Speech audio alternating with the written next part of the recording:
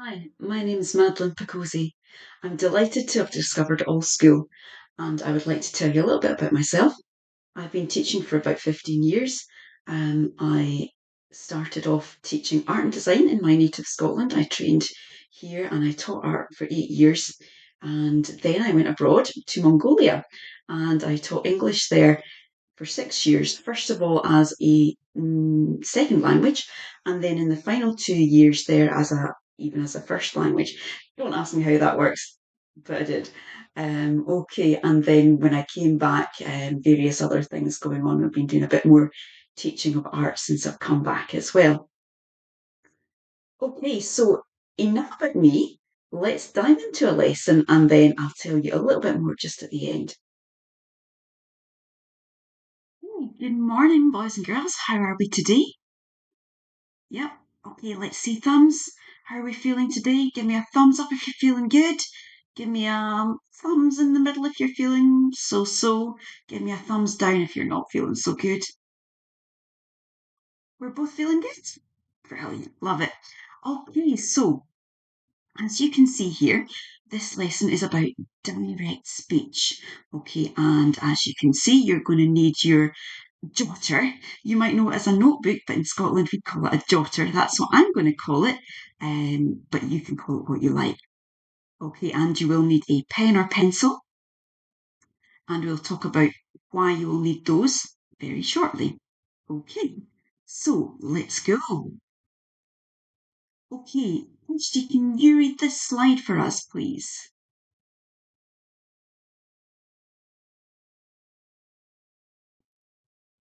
So, what is direct speech? Well, we know what speech is. That's just talking, isn't it? Yeah, like what we're doing just now, talking. So, direct speech is, well, let's look at the example. Christopher, could you read that one for us, please? Brilliant, thank you. It's a lovely day, she said. Okay, so we're seeing what someone is saying directly. So you might think, well, okay, well, what else could there be then? That's normal, isn't it? Right, okay, so this is where we get indirect speech or reported speech. So, Kirsty, can you read this one for us, please? Thank you. Yeah, she said that it was a lovely day. Can you see the difference? Let's look at the two of them together. Okay, so again, Christopher, if you read the direct one, please. Opening speech marks. Say it with me. Yep. Say it with me. Okay, so here we go. Opening speech marks, sentence, comma, closing speech marks, she said, full stop. Brilliant. Okay, let's do it again. Okay, here we go. Opening speech marks, sentence, comma, closing speech marks, she said, full stop. Amazing. Okay, now this time we're going to do it with some actions, okay? And the reason that we do this is to help you remember it more, okay? When you do this stuff, it's called kinesthetic, but it engages both sides of your brain, your left and right. And when that happens, it helps you remember more, okay? It goes in better, sticks in there. Okay, so join in with me. Okay, are you ready? Good. Okay, so opening speech marks, sentence, comma, closing speech marks, she said, full stop. Okay, good. Now try and join in with me a little bit more. You did really well the first time. I know I went quite fast. Okay, we're going to try it again. Here we go. You ready? Right. Opening speech marks, sentence, comma, closing speech marks, she said, full stop. Good. Okay, now we're going to do it twice. You ready? 3, 2, 1, go. Opening speech marks, sentence, comma. Closing speech marks, she said, full stop. opening speech marks, sentence, comma, closing speech marks, she said, full stop. That was amazing. Okay, now we're going to try it with a little bit of music. You ready for that? Standing up. Stand up. Okay, ready?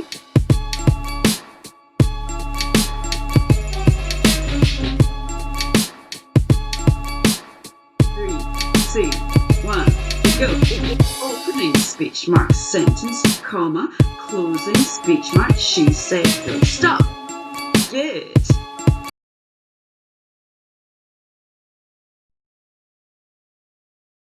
So, apologies for stitching things together, but I just wanted to give you a kind of overview of my different learning styles that I use to try and reach different groups of people to make it fun and exciting. So I'm sorry if I broke the rules a little bit.